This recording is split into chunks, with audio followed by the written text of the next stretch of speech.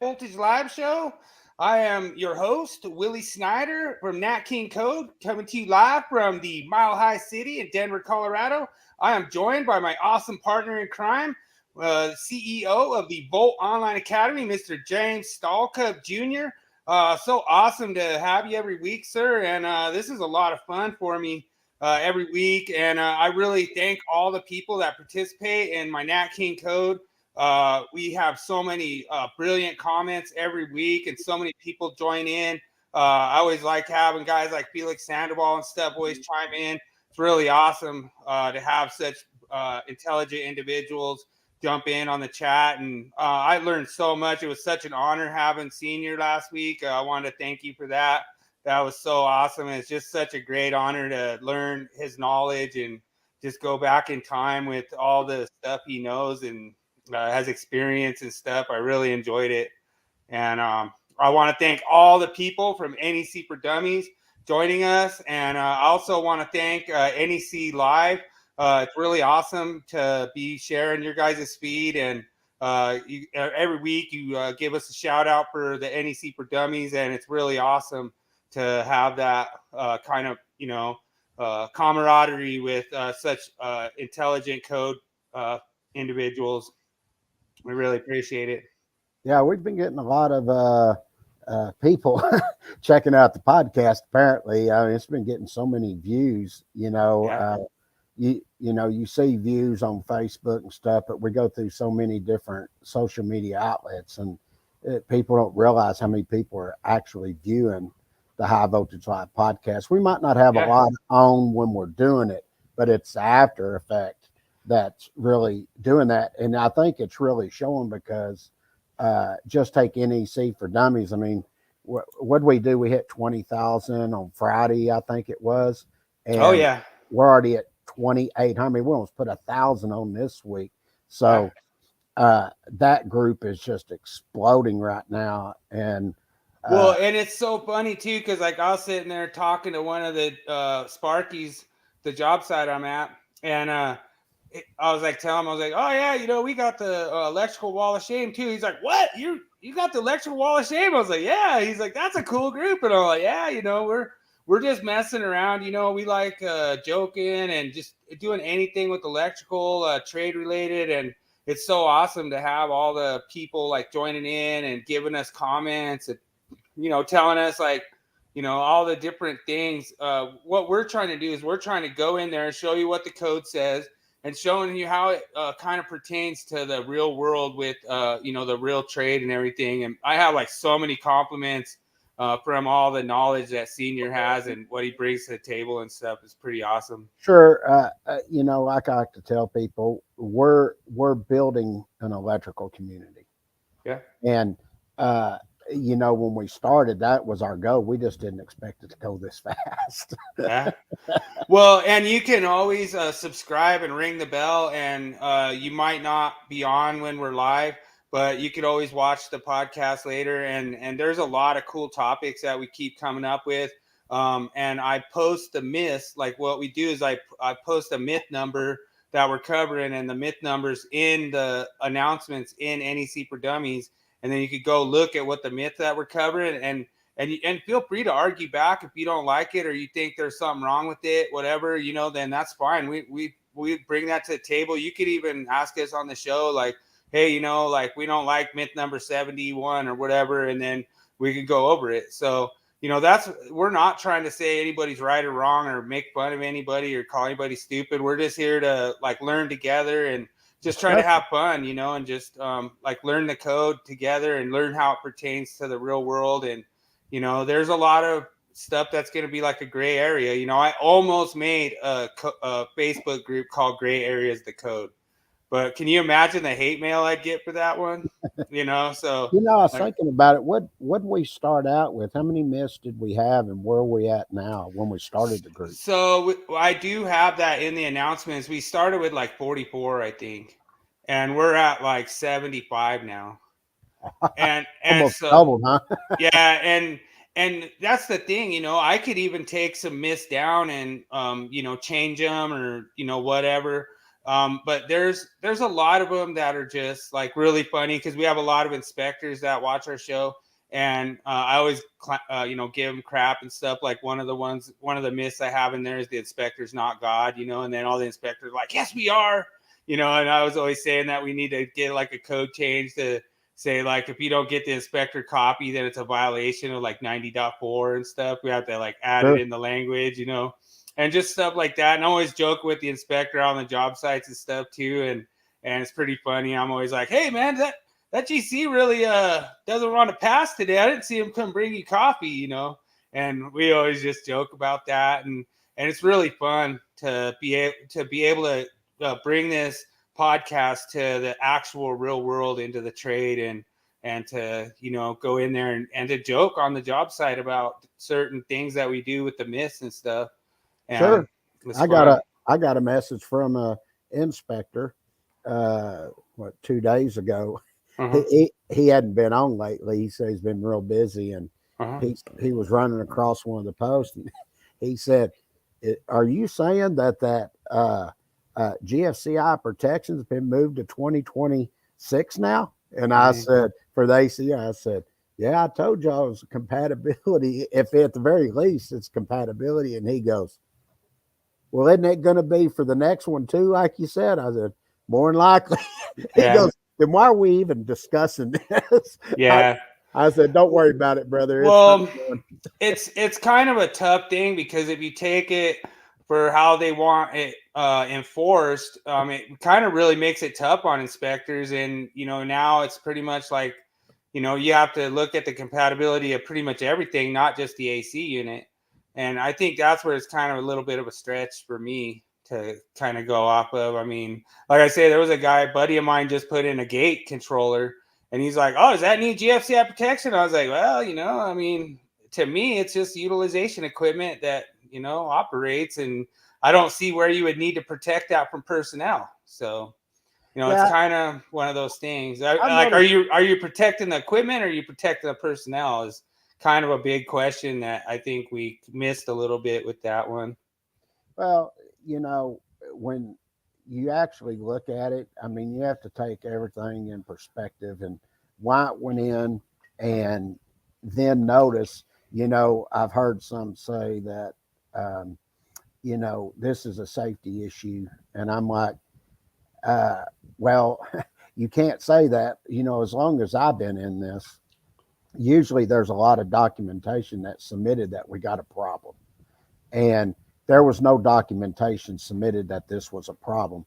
The documentation that was there was based on a young boy getting killed, jumping on top of an AC unit that was wired incorrectly. Yep. And that's not a safety issue as far as personnel and equipment was concerned at that point. And I'll tell you this, they'll say we need GFCI protection for personnel. Well, I'm not going to agree with that. First of all, that's when we have lockout, tag out rules in place, and you do your testing and knowing your job function and the hazards you're exposed to by 70E. Yep. And for somebody to make that argument, guess what? I don't agree with you. Well, we've seen before, and this is kind of where it hits me personally a little bit. We've seen before in grocery stores where people are getting hit off the refrigeration equipment when they have the little cooler where they have the cheese in there, and then you can come pick the cheese out. They've lost ground jumpers on there, and people are getting shocked in the grocery store. I mean, I went and took my meter, and I had 110 volts from the frame of that cooler to the tile of the floor, and we're still not putting them on GFCI. And the whole thing is, it's like, yeah, that was a messed up thing that there's people getting shocked in a grocery store, but at the same time, obviously nobody died from that, but I wish that would be horrible if somebody did.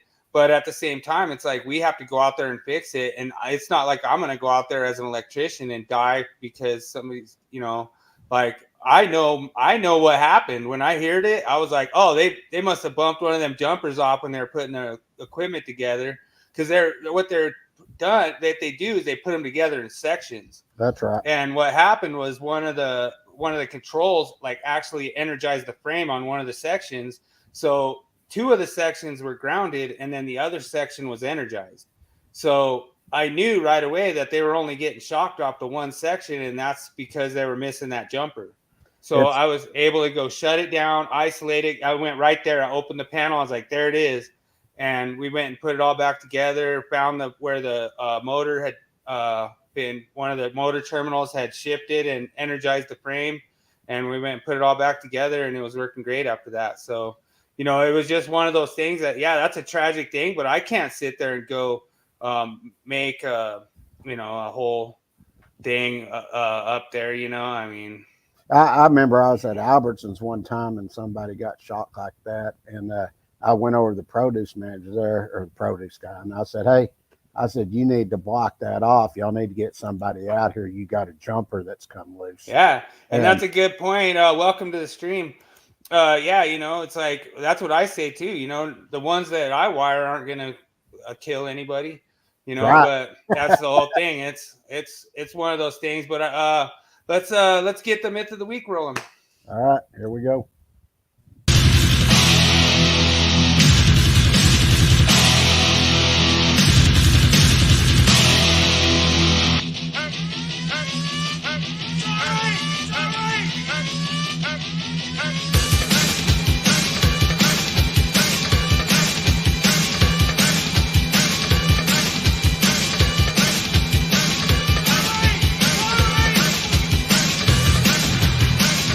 It's time for Myth of the Week.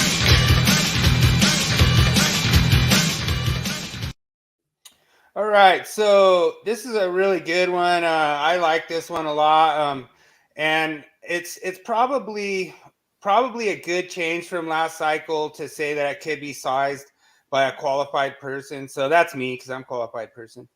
But the whole thing is that that's a really kind of a really weird gray area. And typically in the context of this code reference, what I think they're saying a qualified person is somebody with like maybe an engineering degree, possibly.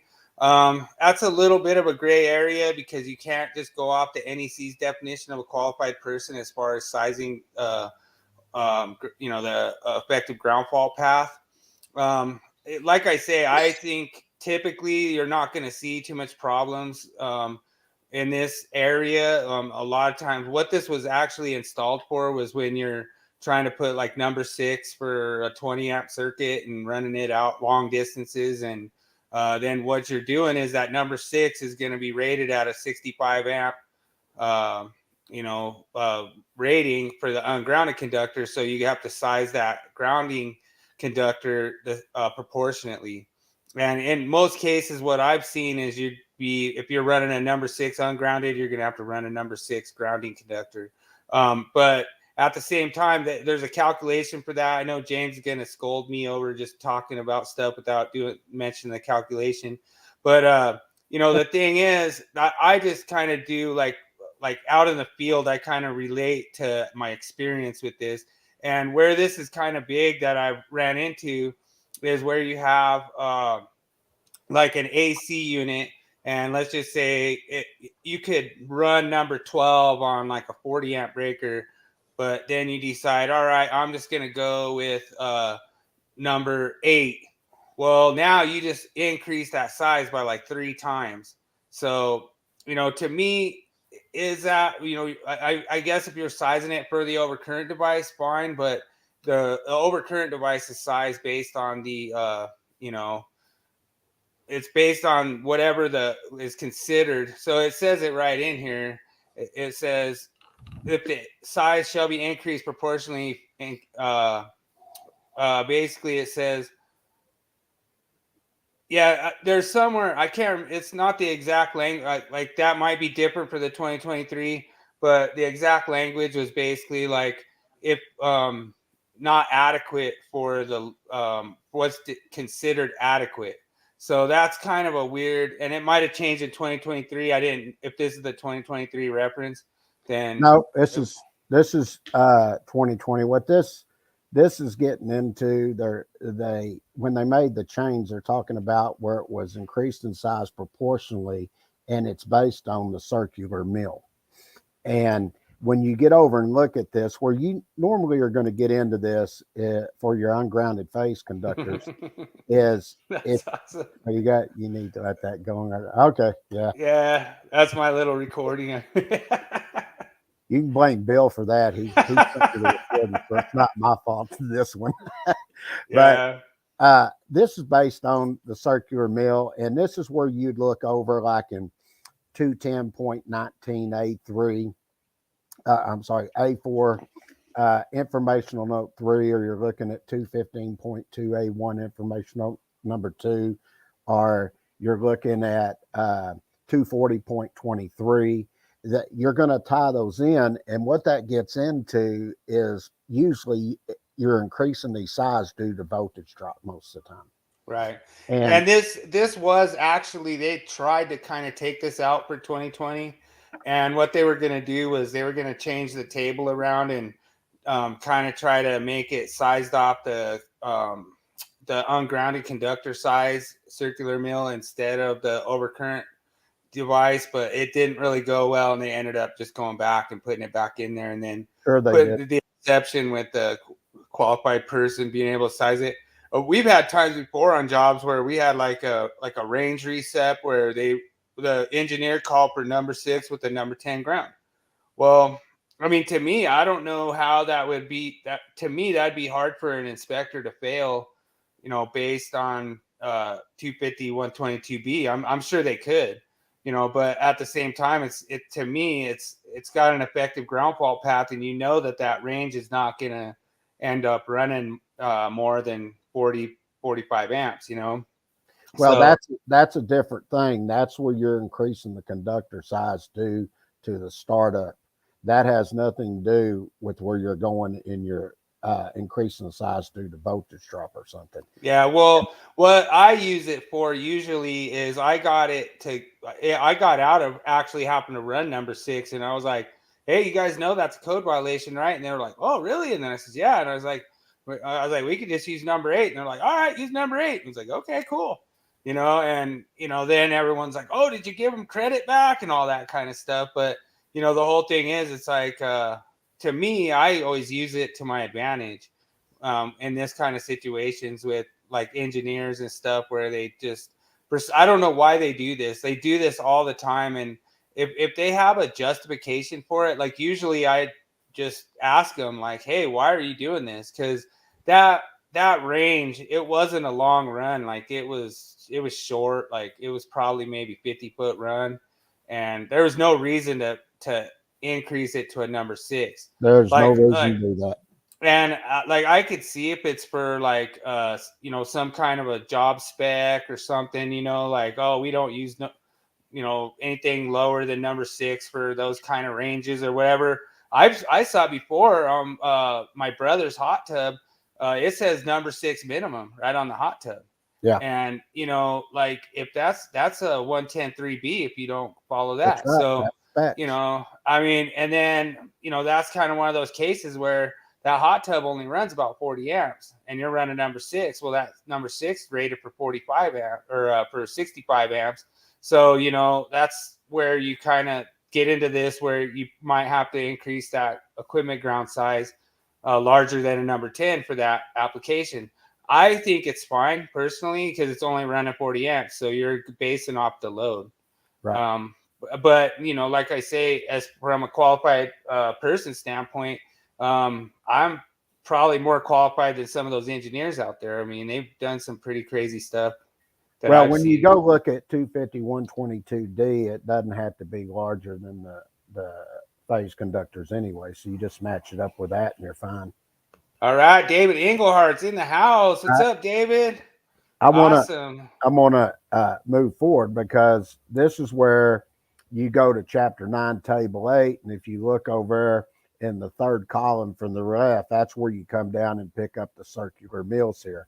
And I'm going to show a calculation here that we actually have in our publications. And it sort of shows taking the conductor size and increasing it and taking the circular mill from the larger conductor and the one that was supposed to be there, you divide that into it. That gives you a multiplier. And based on that multiplier, will tell you what size you would need to go up to circular mill. So I'm going to show them how to do this. All right. Okay. Now, this, just so everybody could see it, I broke this down into two parts. You'll have this, and then we'll have the calculation portion here for you to see. Hey, I'm really loving the colored illustrations. Question for you. When's your code change book coming out? We're looking right in October sometime. We're doing some final things and cleanup right now. And we're doing a major overhaul in the illustration formats. Nice. And it's sort of like looking at this. You can see the panel board that looks like what you see out on the job. They're very detailed now. Oh yeah. We've put a lot of effort into it. And, I did a post was it a week ago, and I was showing what you'll see in one of the illustrations we're going to do for topic of the week. I used all the new ones. I did them for motor calculations and showing the control unit. We actually have the control units showing where you have just a control unit, but then we also show you a combination control with the instantaneous trip circuit breaker inside it and all of those, and also an inverse time circuit breaker, just like you would see. It looks just like the breaker and everything. Yeah, and that is going to be the 2023 changes. And are they going to be illustrated was my other question. Everything will be fully illustrated, just like you see here with all the call outs. If there's something, for calculations, we'll have the new calculation in there showing you how to do it, which I'll tell everybody they probably want to make sure that they're looking at the calculations, because there's a lot of stuff that's been moved around, and you need to be more familiar. There's also been some changes to, table 430.52 is now going to be table 430.52C1. And then there were some changes that were also made in table 450.3A and 3B also. Was that motors and transformers? That's right. And that's why I'm telling everybody, you're going to have to, you better make sure you get you a pretty good code change publication, because there's a lot of stuff you're going to have to look at this cycle. Nice. That's awesome. Well, I can't wait. I'll just give you my credit card number, and then you could just send it to me. Now, if you look at this, we're showing you have a panel board over here, and then you're going to a sub panel, and that sub panel load over there is 175 amps. Basically, what we're showing here is you have 140 amp load at continuous, and we got a little quick calc in there. Take that at 125%, gives you 175 amps. I notice I accidentally didn't delete the 5 there. That should be table 310.16. You got to remember, I did all this late last night putting all this together. I am so thankful for these broadcasts, man. Like, it's so awesome, because I do a little bit of work on my end, but it's nothing compared to what you do, man. So I appreciate it. I see people really like my Myth of the Week song, so that's pretty cool. Hell yeah. Now, if you go look at table 310.16, for 175 amp load, you need a 2-aught conductor. But if you look over on the sub panel, you'll see we're just telling you there was a voltage drop here. We're just making up something here. And we had to increase the conductor size to a 3-aught. Okay. Now, if you look, we also tell you, we put notes in there. If you had any derating factors or something, you would look at tables 310.15B1 and C1. And then for voltage drop requirements, you'll see that I gave you those sections a while ago that you would look at as far as a voltage drop was concerned. Now, if I look at this 2-aught and 3-aught, I just want to go back one slide here. If you come over here and you pick up 2-aught and 3-aught, you'll see in that third column of circular mills, you have a circular mill of 133,100 for the 2-aught and 167,800 for the 3-aught. Okay. Right. Now I want to point those out because we're going to use those values. All right.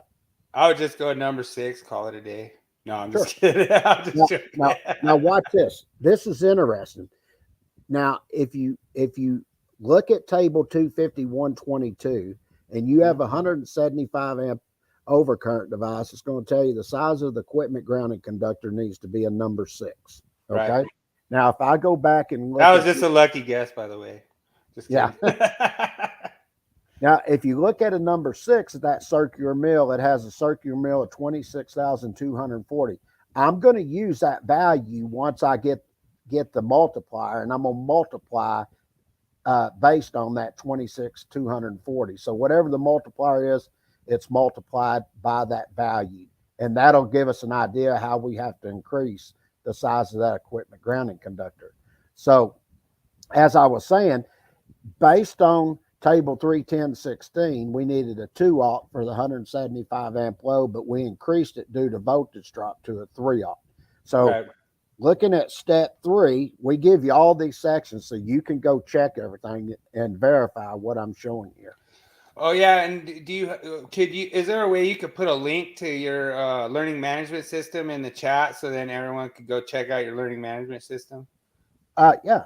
I'll do that here in just a minute. Let me get through this. And yeah, whenever at some point in time when I'm yammering on like I always do.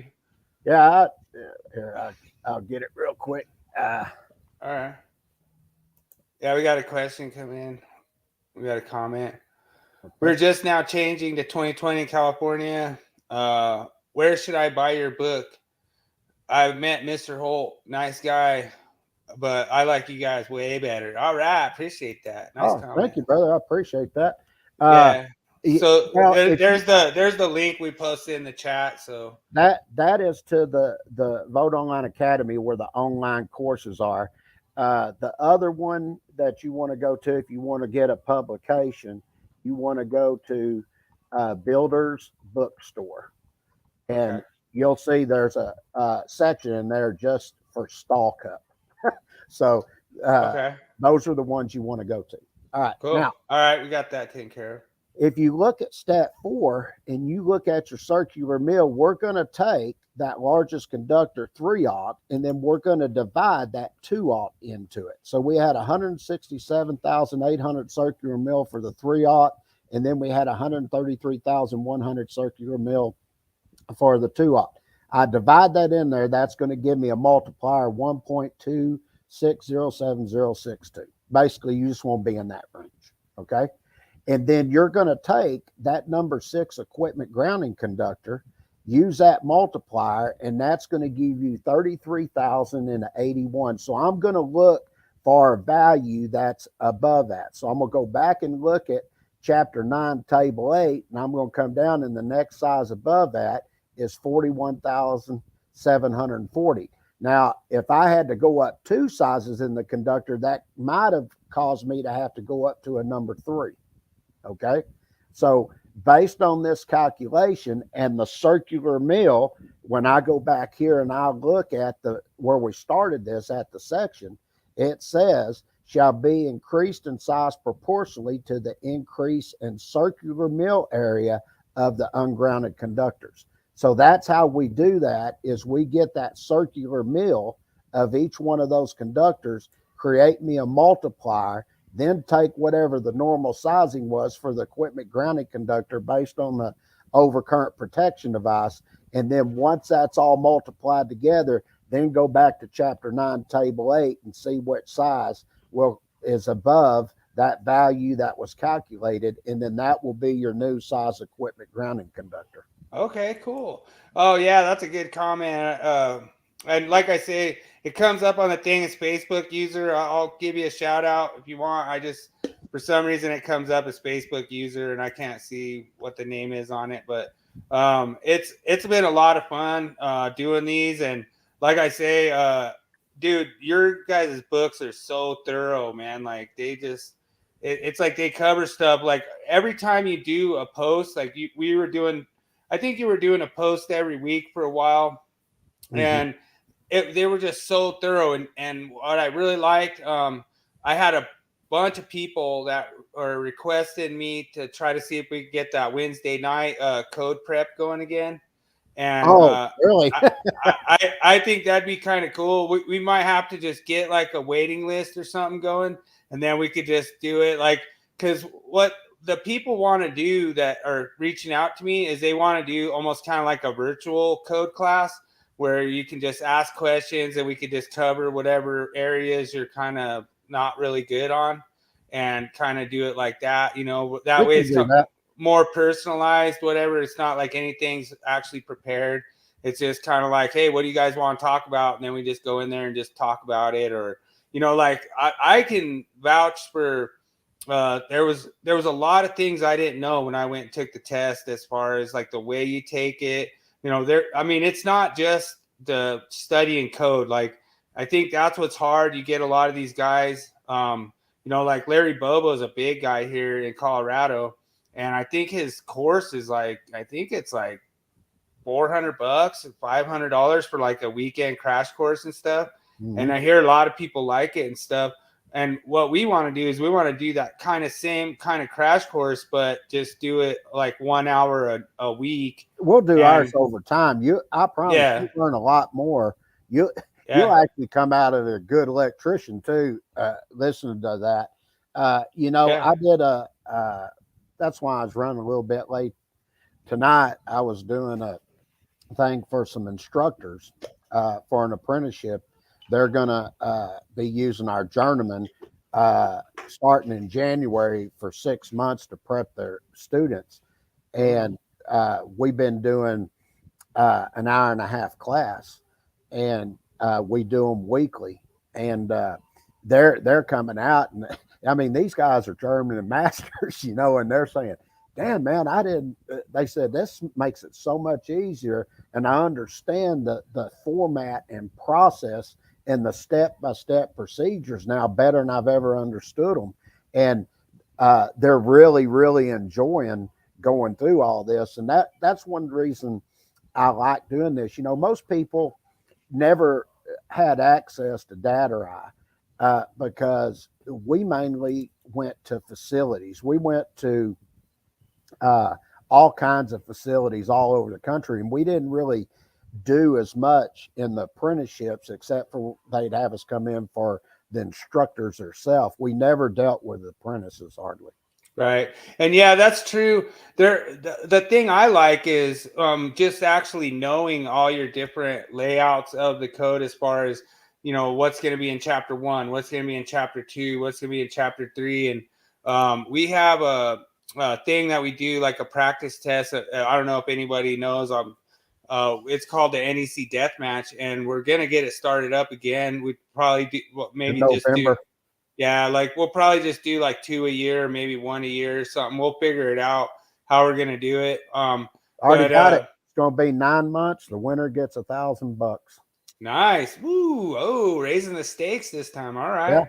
But we ran a few practice rounds and everything. We're still catching hell for some questions, but it was a lot of fun. And we had some like pretty advanced questions that everyone's like still saying are wrong or whatever. But it was still funny. It was still fun to do, and so it's really cool because it kind of helps you navigate the code. Like I say, that's why I was able to get a 95%. I don't know if I told anybody yet, but I got 95% on the death match, but I still didn't beat David Englehart. As I say, give it up to David. David, fantastic job, brother. You did really. I checked them. Everybody's David, man. He's spot on. He did really a good job. Yeah, he slipped a little on that last one, and we did have some kind of little bit of. That was a trick question that he missed. It was a pretty hard one. It was. There was some good ones in there, but that's the thing. We're trying to get to where it's almost like a simulation of the journeyman's test. Where, what did you do for the timer last time? You could do it. You had to answer those questions in an hour. And I'll probably set a timer on it again like that, going through, but I'm going to be looking at the type of questions, and I may move the timer up an extra 15, 30 minutes, depending on how hard the test is. Right. And that was pretty cool. It did get a lot more difficult. And I was just sitting there, like, it taught me that you can't just go look up the code reference and go, boom, right there. Like, you have to kind of like look and make sure you're on the right section and make sure you're like, and I even caught you on that under 1,000 volts or over 1,000 volts. I did on miss that one. I did miss that. When people were putting, I was like, hell, it's right there in black and white. And then you told me, I think I got it right. And I was like, let me go back and look at that. And then I looked at the question. I was like, oh, hell, I should have said that was less than 600 votes. That's my bad. Yeah. Well, and I always look for those conditional things in there. And I was like, oh, it doesn't have any conditional things. So I'm right, Yeah. and then I was wrong. But that was me. I messed up on that. I should have just put that in there. I was marked wrong, but I think my 65% got changed to a 70 or 75, which was fine. As long as I was still passing, that's all I cared about. No biggie. Later it's all rounds. for fun anyway. I mean, yeah, it was a lot of fun. We do all these things, and it's for the community. It's and just fortunately, I have a really, really good learning management system that allows me to do all the things that we're able to do. So yeah, it's awesome. I love the fact you bring it every week. So I'll bring the cool metal tunes that you guys can rock out to, and James will bring the cool tables that he can rock the code with. All right, let's throw down topic of the week. You ready? All right, here we go.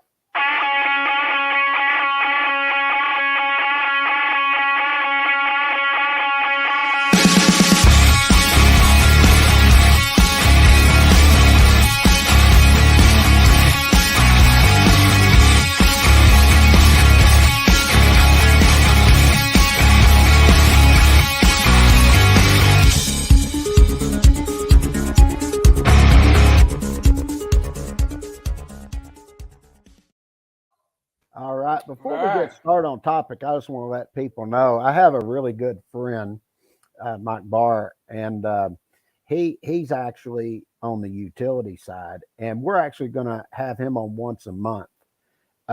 He actually has mock-up models showing you different things, and he's going to go through and explain a lot about the utility as it relates to the National Electrical Code. The different sides and what they do. As far as bringing to the building or structure and the compatibility issues and everything. And I thought, that'd probably be pretty good to have something like that because I've never seen anybody do that before, especially on a podcast. And so we're going to get him to do a couple of topics through the year and just give something a little bit different that nobody has ever seen. Yeah, so I don't know. Do you ever do guest speaking at apprenticeship? Graduation. Oh, I can. I was down Southwest section. It was IEC. They have like a meeting comes in, and it's sort of funny because I was doing a class for NFPA, and we were going to be there. They asked us to come out, and we had a booth showing our books, and that's when we first started getting into online training and stuff. And when I got there, they didn't tell me anything. My brother, anybody did not tell me anything. And we went and ate dinner at night, and I come walking in, and right there's like a cardboard life-size figure of me saying I'm at booth so-and-so, come by and meet me and get an autograph. And I signed all these autographs, and then after it was over, they gave me an award for the contributions to the industry, and things that I've done, through the years and everything. And they had the apprentices there and everything. And I actually was up on the stage and spoke to them. And basically I just gave them a little history, how I got started and everything. And I said, the great thing about the electrical industry and the electrical field, when you get out and you get your journey, you always have something to fall back on. And there's always jobs there for it somewhere in the country. Oh yeah.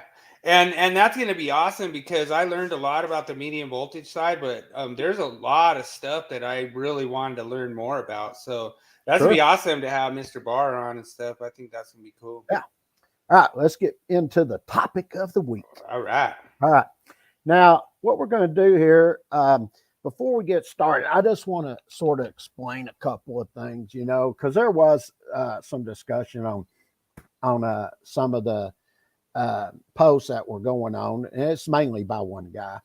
But when you go in and you start to look, and we're going to do motor calculations this week, and I just want to point out where you start for your overcurrent protection devices. When you go look at table 240.4G, you're going to see about halfway down, you'll see motor control circuit conductors. And then it's going to tell you to go to Article 430 and just look at all these parts. That means there's a lot of sections you're going to have to look at when you're doing your design and calculations for sizing the overcurrent protection device and your conductors. Okay. Right.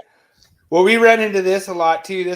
We might actually have to run a different small conductor for the motors, but we run into this all the time where people are like, you can't put 14 on a 30 amp breaker. And it's like, yeah, you can. And if you're going off that motor sizing stuff for motor conductors. And I always tell everybody, when you start to size your conductors and overcurrent devices, if you go to 430.6A1 at the start of the chapter, it tells you for other than motors that are built for low speeds that are going to be less, of course, than 1200 RPM or high torques, and also you have your multi-speed motors, it tells you to use the tables that are given in table 430, 247 through 250. Okay. So the motors we're going to be using the tables. Okay. They're going to be just regular design beam motors. But when you get here, this is where you start when you're looking at this. Now, figure one, yeah, I'm very aware of that. Matter of fact, we have that little layout of the figure that we've done our own way. You know, we dialed it up even more. That sort of starts our motor chapters off to sort of let you know this is what we're going to do, and then we lay it out in that format. All right. Now, right here, we're going to be doing some 460 volt three-phase motors as we go through this. And this would be table 43250. And this table here, these are our own tables. We've gone in, we've colored all of our tables. And so you know what you're looking at. So anything as you're looking across in the orange there, that's going to be your voltage levels. And then you come down on the left-hand side, you got your horsepower, and then come under those voltage levels, and it's going to tell you what the amperage is. So in other words, if I have, which we're going to use a lot in this, you'll see you have a 460 volt motor, and we're going to tell you it's 50 horsepower. If you come across, you'll see that's good for 65 amps. Yeah, so I kind of have a stupid question about that. So how come they list the motors at 460 volts when I know, like, I just did a voltage reading on one that was like probably 479, 480, somewhere in there. So why do they say 460? What is that? Is that just to try to give you a low nominal number, or what? I don't get that, because even the equipment comes out listed like that. Well, if you look up in the top of the table, they tell you that voltage range is good for 440 to 480. And it's at the top of the table, and anything 575 is good for motors in the 550 to 600. Oh, okay, nice. All right. Yeah, if you look at the top up there, you'll see it. And for 230, that's for 220 to 240 volt motors. Okay, so it's just nominal. That's nominal, right? Okay. But that's a good question, because I've had that asked before, and I show them, just look up here. They take care of that up here in the table. And that's the amperage you're going to use. And they're like, oh, hell, I never even noticed that. Yeah. Okay. There it is. Yeah. Right on. Yeah. Thanks for pointing that out. Sure.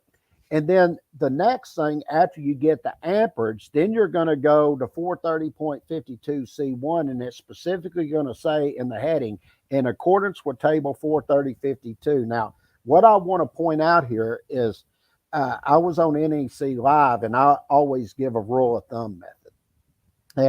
And I said, when you're sizing, that's funny. why didn't I know that? Yeah. Boom. Cool. Boom. Yeah, exactly. Now, I made a statement. I said, when you're sizing your overcurrent protection devices, anything at 125% or less, you want to go up to the next standard size. Anything above that percentage, when you do the calculation, you want to drop down. The only two places I'm aware of in the code that doesn't hold true is where it's telling me to protect the conductor for phase conversion. And I actually put that in here so I can show that. And it'll be at 250%. And that's where we go over and look at 455.6A2 and 455.7B. That's going to tie that in. And you size that conductor, you have to protect the conductor. Therefore, you go up to the next standard size. And the other is transformers, but it'll have us in the table there, it'll say C step 1. Well, basically what they're telling you there, it says shall be permitted. So you either have the option to go up or down. Oh, nice. Okay. And those are your two different setups there. And then here's table 43052. And when you go in and just say you have a squirrel cage design B motor, what say it's a design B energy efficient motor. They're all the same. And you go over and pick up an inverse time circuit breaker. It tells you're going to multiply that at 250%, 1100% for the instantaneous trip. If you have a time delay fuse, 175, and then non-time delay at 300. But I want to go back and look one more time, because if I read this section here, what does it say? A protected device that has a rating or setting not exceeding the value calculated. Well, if I can't exceed it, that means I do what? Go down. Go down. Yep. Now, I also want to point one other thing out on this table here. Up at the top in 43052, it says maximum rating or setting. Now, I want everybody to listen to what I'm going to say here. That's the maximum rating or setting for that table, okay? Right.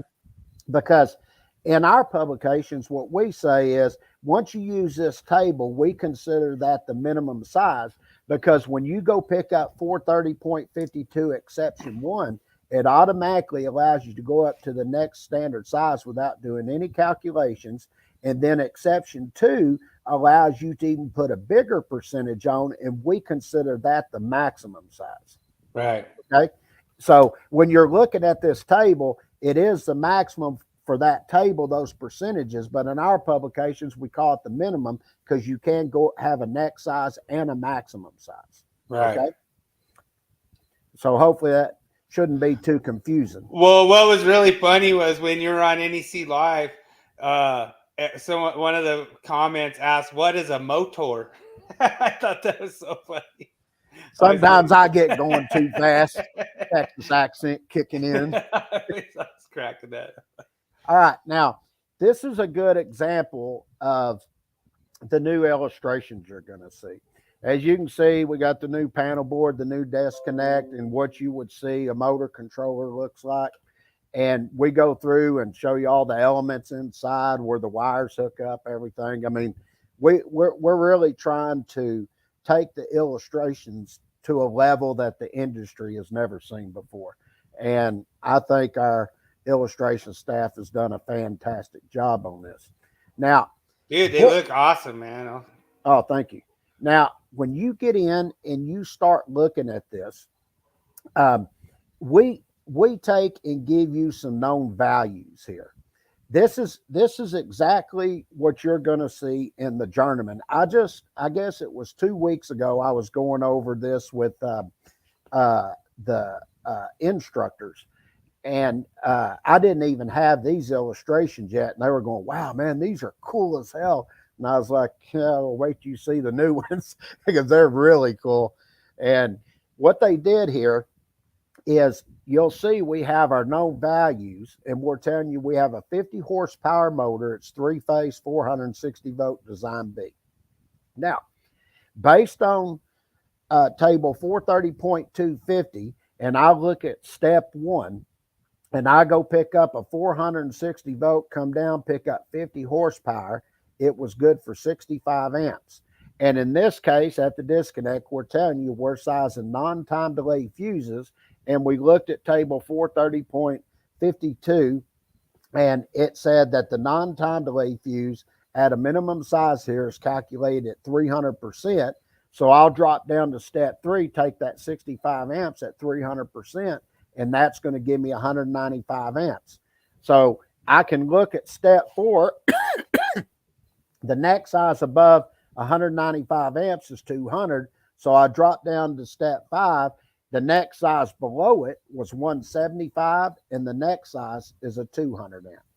Right. Now, that's about as easy as we can go through and explain doing this calculation. And if you look at it, we have all these sections up here for you to go look at and different loops that you would look at. And the reason we do that, because all these will tie in some form. But for this calculation, what you will see, and I didn't have it, this illustration is not in the journeyman yet, but on the left-hand side, I always have an NEC loop. So if I was doing an NEC loop here, I would start with table 240.4G, then I'd go to 430.6A1, then I'd go to table 430.250, then I'd go to 430.52C1, then I'd go to table 430.52, and then 240.6A and table 240.6A for the standard size overcurrent device. And so that table in 250, is that 250-122? No, there's no 122 in this at all. Table 250-122 for the overcurrent device, or no? We're just sizing the overcurrent device here. We're not sizing the equipment ground. Okay. I thought you said 250 in there. I said table 432.50. Oh, okay. My bad. Yeah. That was my mistake. Oh, no worries. Sorry about that. Get with the program, boy. Yeah, it was fast on the loops. I was like, man, I'm missing something here. I didn't hear the table 250. That was, when I used to go out and we would people would have their code books. I'd be in the class and I would have them, like if I was over at table 430.248.250, I would have them put there 430.52C1 and table 430.52, because that's where you're going to go get the requirements for the sizing of the overcurrent device percentages. right. And I would tie all this in, and we'd have loops through the code book that they would write up. And I just noticed through the years that everybody just loved going through doing all them loops and stuff. So when I designed the journeyman, when you get in there, this illustration increases in size. And on the left-hand side, I have an NEC loop that you click through to follow how to do these calculations in the order they're supposed to be done. Right. And I'll tell you, I've seen a lot of programs out there and everything. I've never seen anybody go to the level that these are. And for the people looking at this illustration, I'm going to give you an example. All those values you see that are filled in those blanks there, when you're online, you don't even have to be studying. You could be an inspector, you could be a contractor, maintenance person, journeyman, master, whoever out on the job. You could actually pull this up and just fill in your own values here and work the problem in the step-by-step with the NEC loop to show that you're doing it right and do the calculations there right on the job. I agree. The way that I built this system was built for anybody out there. You can use it in any capacity whatsoever. Right. That it took a lot of ingenuity and design for us to be able to create something of this magnitude. But I tell you what, the comments I've been getting back on this is people are they're giving it high marks, and I really appreciate everybody that's messaged me, tell me how much they like the courses. Now, this next one is a time delay fuse. Now, I'm not going to spend no time on this, but if I go over and I look at table 430.52 for a time delay fuse, it said take it at 175%. And you'll notice I'm doing the exact same calculation. I'm not changing anything. So I take the 65 amps at 175%. That's 113.8 amps. The next size below that, when I go look at table 240.6A, is 110 amp, and the next size above that's 125 amps. Right. The only thing I did different right here was the percentage. Right. But the same formula still applied. And I always tell everybody, one of the most important parts to doing calculations is knowing the steps.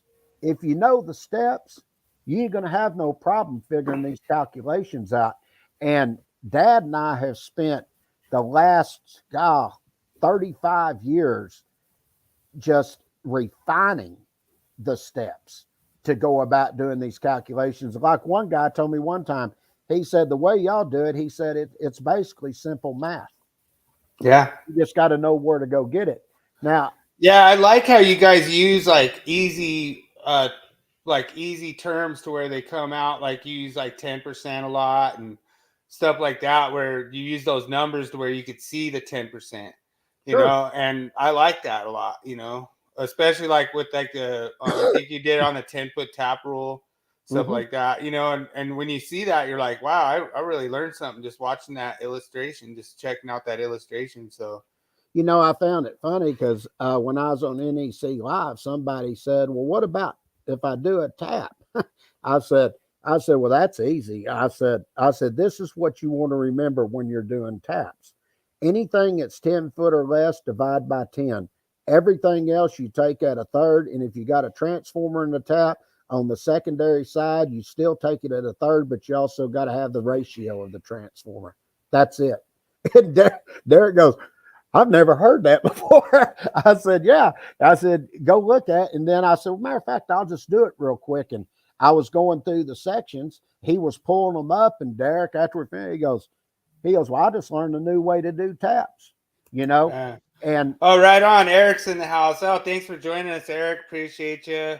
Yeah, I think that is. He's talking about how with like a 3-phase motor for like GFCI protection, like why do they have to mention cord and plug connected versus hardwired? And then if you go look in the table in 422, it'll mention that only hardwired, or like hardwired is not even mentioned. It only mentions cord and plug connected. So to me, like, how is that if you're protecting personnel? How is why do they mention cord and plug connected, but they don't mention hardwire? That's weird. This should be the same thing, I guess, but sure. I don't know. Now, here's one instantaneous trip circuit breaker, and you'll notice the motor control unit. You'll notice it increased in size because you buy them in the combination type now. And this is sort of what you would see with the instantaneous inside that unit. And when you look at this, it's the exact same thing. The minimum size is 1100%. And then you go over and look at 430.52C3, and it'll allow you to go up to 1700%. And you just do the same calculation, and it'll tell you the minimum setting is 715 amps, and the maximum setting is 1105 amps. Right. It's very simple math.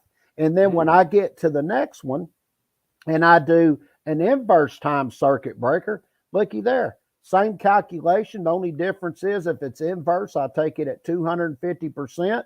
And the next size below that 162.5 calculated value is 150 amp. And then 430.52C1 exception 1 allows me to go up to the next size, which would be 175 amps. Right. Pretty basic. All right. Yeah. Now, watch this. Now all I'm going to do is I'm going to go to the maximum size, and you'll see up there where I'm pointing in the illustration to my non-time delay fuses, it says C430.52C1 exception 2A. Mm-hmm. Now, when you go pick that up, it tells you for that non-time delay fuse for a 65 amp motor, I can go up to what? 400%. Yeah. So I'll take that 65 amps at 400%, gives me 260 amps. And once again, it specifically says in there, it can't exceed what? The calculated value. Yep. So I have to drop down to a 250 amp. And that's something that gets me, because this was one of the arguments. They said, the table over there, you automatically go up to the next standard size. Well, if I'm going to do that there, why can't I do it in the exception? Well, and yeah. I brought that up, and they said, well, that's different. And I said, no, you can't pick and choose, brother. Yeah, and that's what's funny too. Some of them will say, well, you could go up or you could go down, but why would you go down? You know, to me, it's like, because this gives you the allowance to do that. That's right. You know, and the thing is that, like you had a really good point on this. You're like, sometimes that lower size breaker is going to be a little cheaper, and you don't have to use as large a wire and all that kind of stuff. That's right. And all you're looking at is to see if it'll hold the inrush current of that motor. Yeah. I mean, I could drop down and still drop down if I wanted to. Yeah. I mean, there's no limit. It's just saying on this one, you can't go above 250, period. Right. Okay. And then if you look at it. Didn't your dad have a little thing he was saying about how they used to just drop down all the way till the breaker trip? Oh, yeah. They used to do that all the time back then. Matter of fact, they used to take for motor calculations, and if it was a breaker, they'd take it at 500% of whatever that overcurrent device rating was, and for a fuse, they'd do 300%. Right. And that's that was just a rule of thumb before they started applying all these percentages and stuff. But where did those percentages come from? It come from all those rule of thumb methods. Right. And that's how they determine a lot of this. It's sort of like when he was talking about table 250-66, back then it was table 250-94.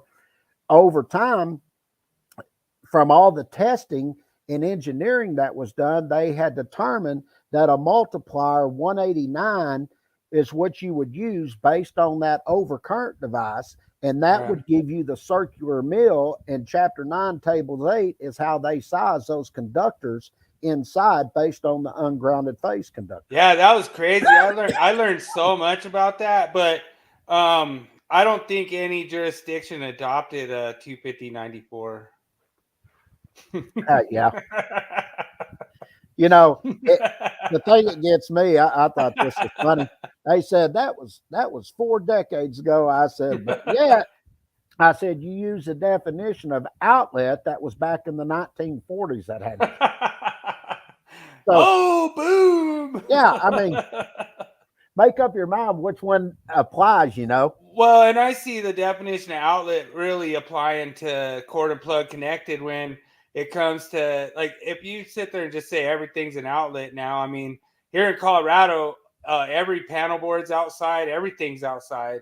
Like we don't have anything indoors in a residential application. We don't have anything indoors. It's the majority of it is outdoors. I was going back searching. I just honestly couldn't find any information. We have stuff from about the 1960s with substantiations and stuff, but by anything in the 40s, 30s, I haven't been able to find anything on it. And I've looked through all my stuff to see what their substantiation was on the definition of the outlet when it come in. And I can't find it, but the latest volume I found, dude, it applies to everything in 2020 now. Yeah.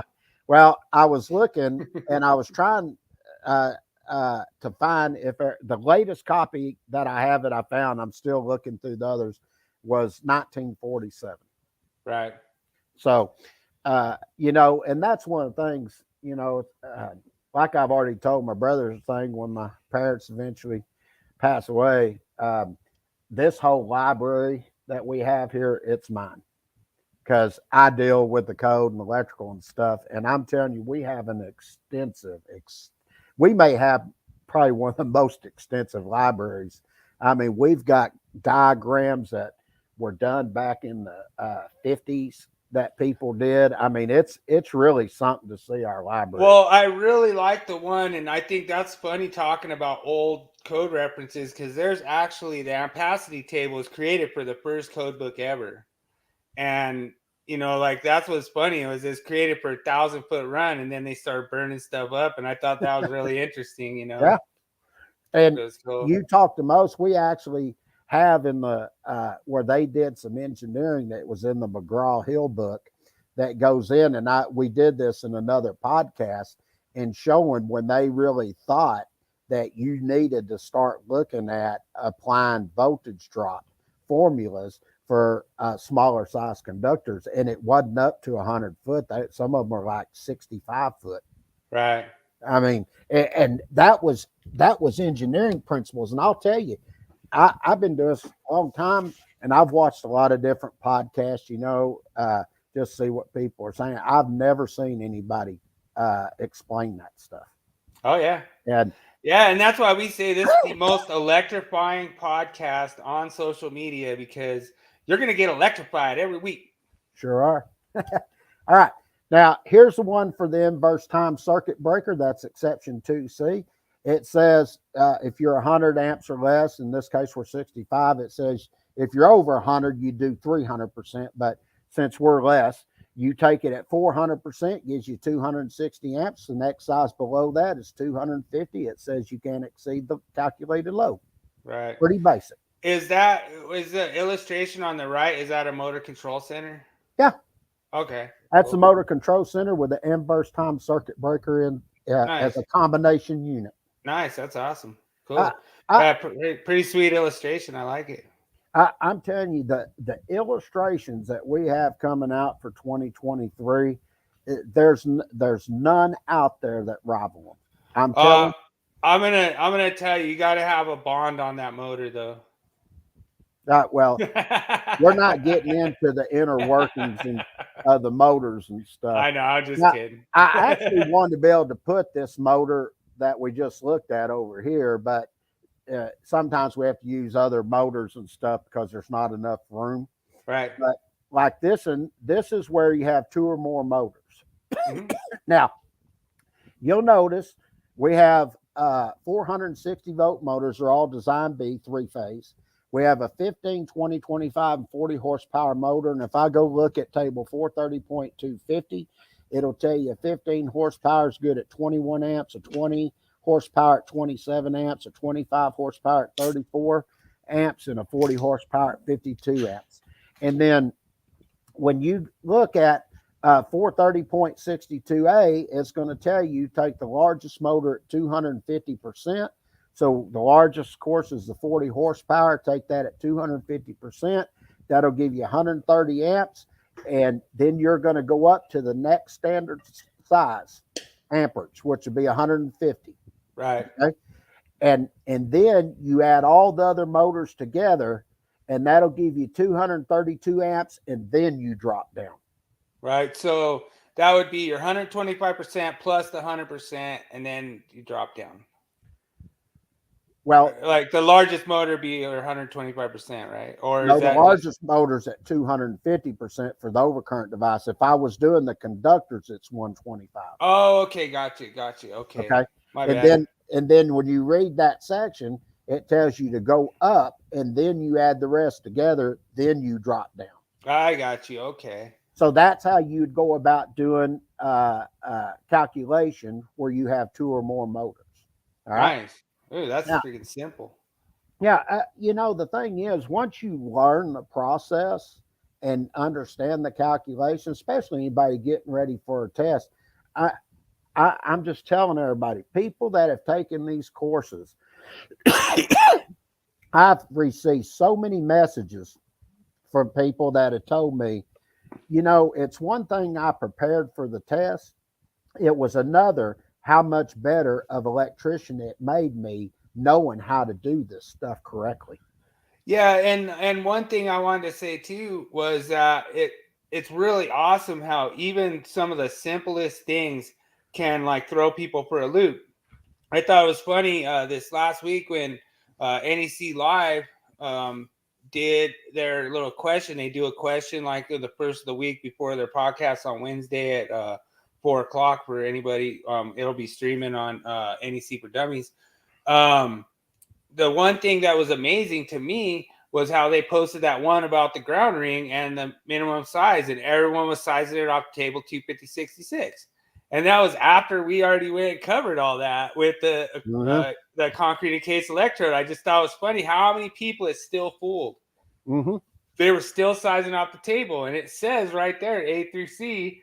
And I just think it's so cool that just for everyone to learn together is awesome. One of the things I made a statement on that, because they were arguing, I said, let me ask you this. If I can use the table to size it, then why do I even need where it says except for in 250.66A through C? If you can do that, why would you even need that statement? Well, yeah, and it says shall not be larger, but they didn't think anybody was dumb enough to size it off the table to go smaller. I don't know. That's what I happened. say. All right. Now, what I want to look at here, just to sort of show, we were just doing motors, but I wanted to prove a point about my rule of thumb method.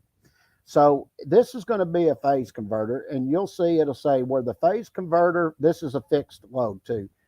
We're not doing a variable, it's a fix for this calculation. It says where the phase converter supplies specific fixed loads and the conductor ampacity is less than 125% of the phase converter nameplate single phase input full load amps. It says right here, the conductor shall have an ampacity not less than what? 250%. Then if I look at 455.7b, it says where the phase converter supplies specific fixed loads and the conductors are sized in accordance with 455.6a2. It says the conductor shall be protected in accordance with the ampacity. So I'm protecting the conductors, not the load. So therefore, it's telling me I'm going to have to be above that percentage because I have to protect the conductor. So if you look at this calculation, you'll see we're going to tell you that we have a motor here, and it's a 25 horsepower, 230 volt design V 3-phase motor.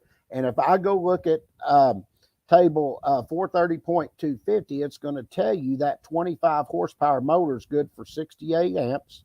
And then I'm going to take that conductors and I'm going to size them based on that amperage at 250%, and that's going to give me 170 amps. And they said that size overcurrent protection device, I have to protect the conductor, so the next size above 170 is a 175 amp overcurrent device. Right. Okay. And if you look, that's our new phase converter. That's the new digital type that they have out. Oh, nice. That looks sweet. Yeah. I'll tell you, they did a great job. And then I'm going to show one more on the AC here. And this is just another point I'm trying to prove. In the second sentence, it says a protected device having a rating or setting. Now listen to this, not exceeding. Okay. That means I can't exceed once I calculate. I have to do what? Go down.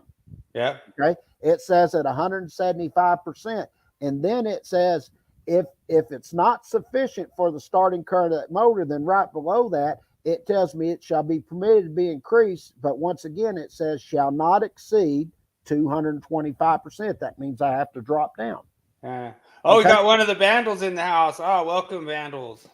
But awesome. if you notice, everything I'm showing, I'm giving substantiation with a code and showing you where it says to do this, this, and this. Right. It's not just, my opinion at this point. This is literally telling you what to do. So if I come over here and I look at this AC unit, and that's our new AC unit, by the way. Nice. And I think it looks pretty sweet. Yeah, some people think they need GFCI protection, I guess, Get those guys out there. You would be wrong, Philip. That's funny. As a matter of fact, I'll let you know that the 2023, it looks like they are gonna run. Oh, dude, AC's an outlet now. It's official. It's out there, Yeah, I guess they're using that definition back in the 1940s. I know, right? But I'll say this: they're going to have another exception that's coming in that 2026, September 1st, and I can tell you that from what I'm hearing from the manufacturers, you ain't going to have to worry about 2029 either. Nice. It's not going to be there for 2026. Philip has this funny little saying. He says, "Bill Snyder lied and people died." Well, so for one, I will say this to Philip. I don't personally know Philip, but I will say this. That's a false statement. Yeah. I've been doing this a long time. Killer ACs on the loose. Well, I'll say this. If that was a problem, I can tell you right now, there would have been documentation submitted, and UL would have jumped on that right away to get with the manufacturers if we were having a problem with AC units killing people. That is not the case. What the case is people not working on it properly, or it was improperly wired. That's where the problem had come in. Yeah. And for somebody to say that not putting GFCI protection on it, that's going to kill people, that's a false statement. That is not correct. And for people to say that, they should be ashamed of themselves. That's not correct. Yeah. And I will. Well, especially when you went and looked at the cam where it said that 700 elderly died from the nuisance trip of the compatibility issue. That's a bigger issue. Yeah. And that's what really should have been taken into consideration instead of the 4 deaths. And one of those deaths was from the kid jumping on top of the AC unit with a 20-foot run of flex there with no equipment ground in. Yeah. And then the other 3 were people working on it and wasn't applying the proper working procedures and lockout requirements per OSHA and 70E. Now, that there is a fact. That's not disputable. All right. Yeah, and I mean that's fine if you could say like GFCIs protect against improper use and wiring. I mean that's fine. I mean, but it's the whole thing is like that's not what the code is for. Like, I mean, I could make my house like meteor proof just in case there's a meteor that hits my house, you know. But I mean, really, do we have to do that now? Like, oh, just in case a meteor hits my house, I want to, build it out of stone and everything so that it just can deflect a meteor. You know, I mean, that's just ridiculous. Let me comment on that, Philip. The National Electrical Code and the code making panels don't play on what if. If you want to do what if, then just put GFCI on everything that's out there. Okay. Everything. It doesn't matter what it is. And you're not going to see that. You got to show it. You have to have documentation that comes in to show that there's a problem. There was no problem. What the problem ended up happening, I heard somebody say, co-making panel 2 rejected those cams. Well, I'm going to tell you something that's funny about that. Then it went to the Standards Council, and the cam they rejected from the guy that was explaining that exact same thing that was dealing with heat-related deaths compared to it not being an issue in the industry that was killing people, they ended up putting that individual on their committee of the cam they rejected. Yeah. We're gonna try to get him on. And so if you're out there, Jeremy Tidd, we'd like to have you on as a guest. The thing is, for me, that's irritating. Like, okay, so I ran into this recently. I wired up some kitchen equipment. I'll tell you what. If you're gonna go off this definition for this and everything, what I wired up an Ansel control panel, it's kitchen outlet, and I'll tell you right now, it won't work on Class A protection. So you have to sit there and you have to weigh how many people are gonna die off this Ansel control panel not working correctly.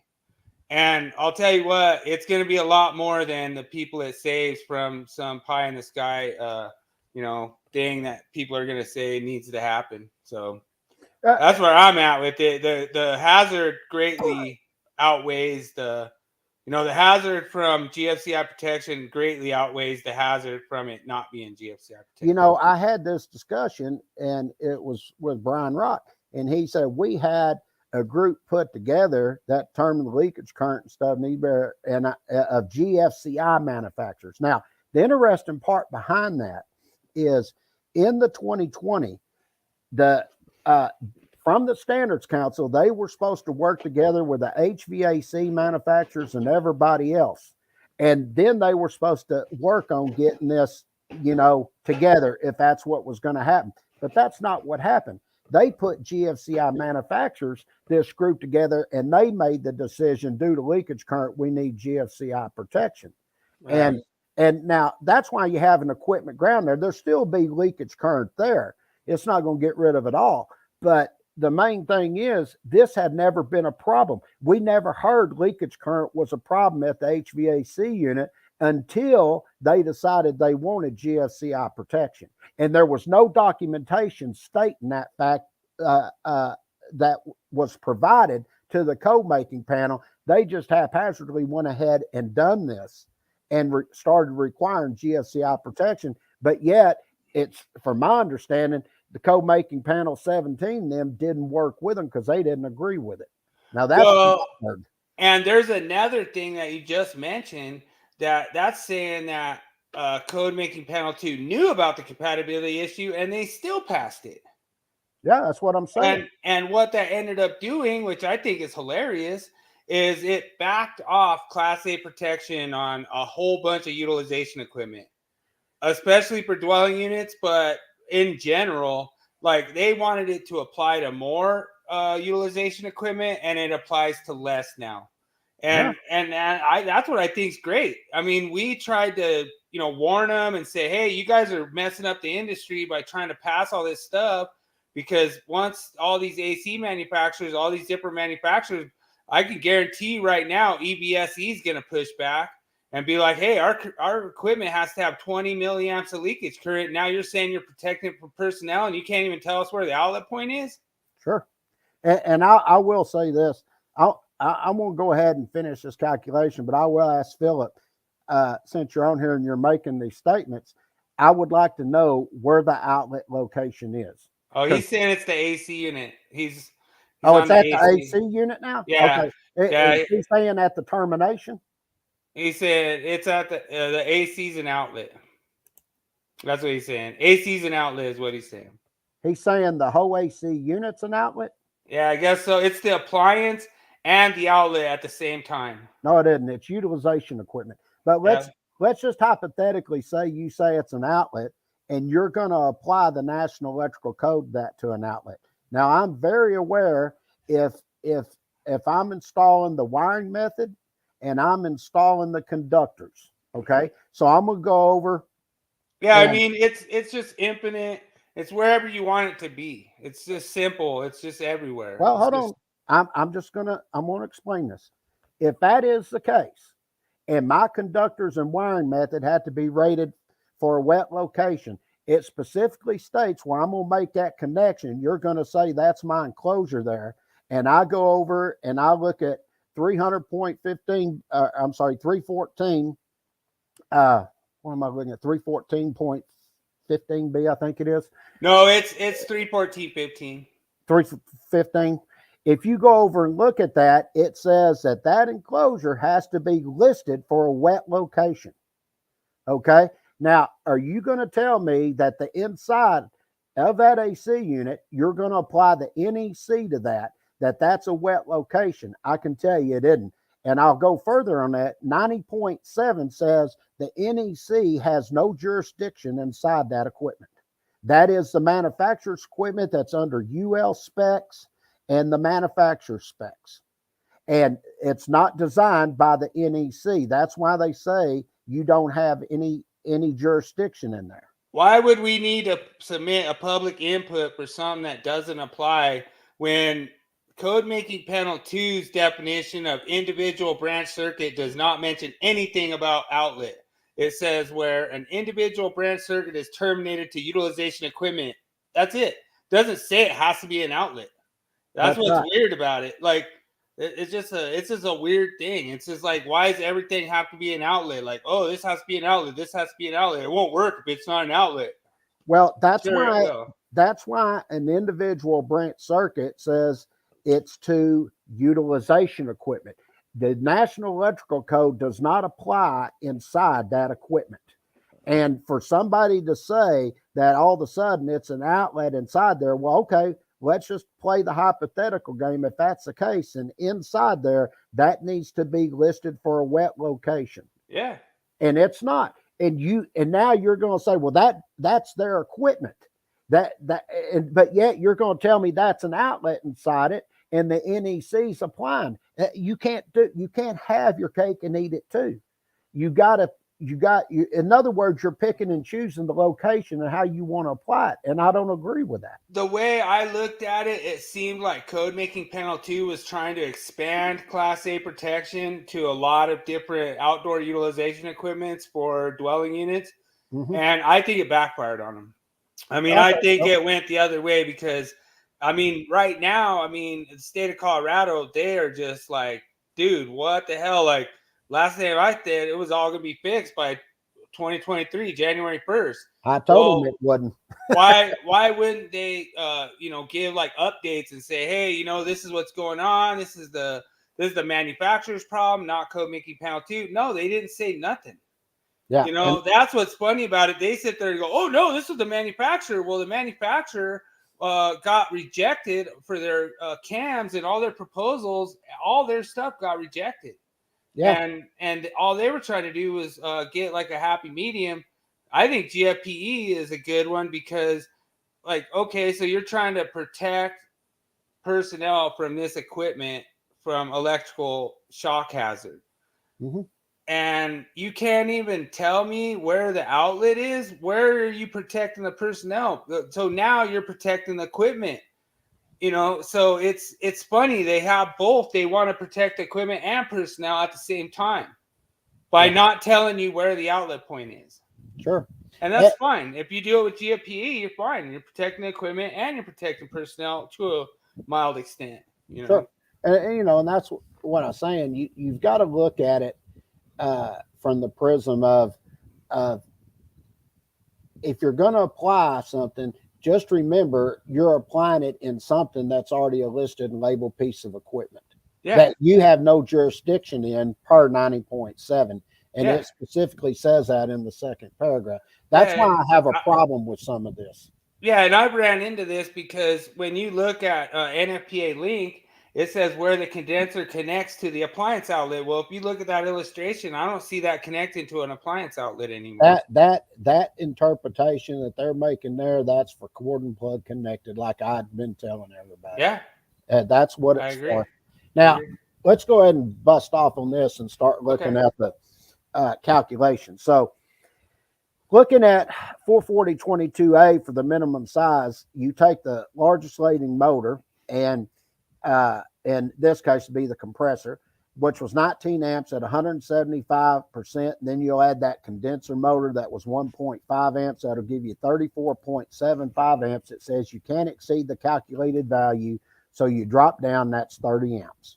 Then if I do the maximum, same calculation, 440.22A allows you to go up to 225%, add that condenser at 1.5, that gives you 44.25 amps. The next size below that, looking at table 240.6A, is a 40 amp overcurrent device. And that's pretty basic, proves the little theory I have behind this and the way you go about sizing your overcurrent devices based on that rule of thumb method. Nice. And so that would apply for branch circuits and feeders, right? Yeah. Yeah. The only difference in feeders, if I had a feeder here and just say you had two of them on here, you would take the 19 amps at 175% and then just add the rest of them together. Okay. Just like you do on a regular motor. Dude, nice, man. Dude. Okay. That's easy. That's it. Dude, awesome. Great job, dude. Dude, I always love your topics, and they might be fueled by certain people that don't believe it, but that's the thing. This is awesome that we're able to, look at what everyone wants out in social media and say, you know what do you guys want to learn? What do you want to do? What makes you mad? And that's the whole thing. It's like, if it makes you mad and you don't understand it, or if it makes you mad and you think something's wrong, then cool. We'll sit there and address that, and that's what's awesome. I mean, dude, I'm not right on every single thing. I've never said that. I've never said Nat King Code is the electrical code genius. I've just tried to learn as much as I can. And I've called out some big name people, and I can imagine they're going to be mad at me, It's okay. I mean, the way I look at everything, it's just discussion. Yeah. And everybody has an opinion. The only time I take offense is when you start the name calling. Then I'm not going to take that. I'm just, Yeah, like I was talking to a guy today. He didn't agree with me. We just, I explained my position. I told him I enjoyed reading his interpretation, but I didn't agree for these reasons and stuff. And it went very civil about it and everything. And he ended up sending me a message going, he said, I had my mind set one way. He goes, but I started thinking about what you were saying. He said, you got some very valid points. I said, well, thank you. And I said, thanks for reaching out. I said, hopefully if you need some other help, or you have a question that, you want to run by me, we can talk about it together and come up with a conclusion. I said, hit me up, brother. Well, and see, that was the thing. I had an interview with you on the Willie Jackerson experiment 1 year ago, September 11th. I went back and checked it. September 11th of 2021 is when we did that one. Mm-hmm. And the thing was, like, I wasn't trying to like catch you off guard or get you any sneaky responses or anything like that. I was trying to be genuine with how we both felt about the whole GFCI protection thing. And you're like, oh, I don't have it on my fridge. You know what I mean? Whatever. But it was really cool. Like, that's what I really liked about just us being genuine as not, it's not like you're like a code teacher or anything. Like, we're just sitting there talking and being normal people. Yeah. And so that's what's awesome. I think it's the number 2 ranked podcast that I've done all time. And I'm almost at 100. I think I'm like one podcast away from 100. Oh, so cool. I'm almost 100 episodes. But it's really fun because I look at different things we could cover. And, just for all you guys out there, I listed fiction comedy, so you don't think I'm crazy or anything. So Willie Jackerson is a made-up person. He's just a joke. And we joke around with, little things like he's the Chuck Norris of, electricians and stuff. And we say, like, Willie Jackerson don't even need to go get a ladder because he could just walk on air, And we just joke around and we just do different things. But the thing is, the Willie Jackerson podcast was, I wanted to bring it into the electrical industry, but I didn't want to be serious about it. And the one I did with James Stallcup, all the interviews I've done with James Stallcup, we did like the NEC death match. We did all those. They were like super serious. And then a lot of my topics are super serious in there as far as like serious myths or serious things we talk about, the water cooler every day or whatever.